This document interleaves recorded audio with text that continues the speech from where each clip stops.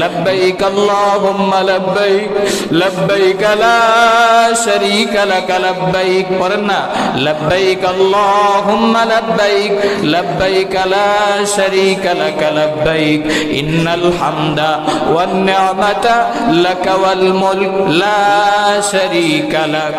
আল্লাহ, আমার সাথে কেউ নাই, আমি তোমার গোলাম হয়ে তোমার দরবারে হাজির হয়ে গেলাম। আমার মাথায় চুলও নাই, তাকায় দেখো সিলাইওয়ালা কাপড়ও নাই,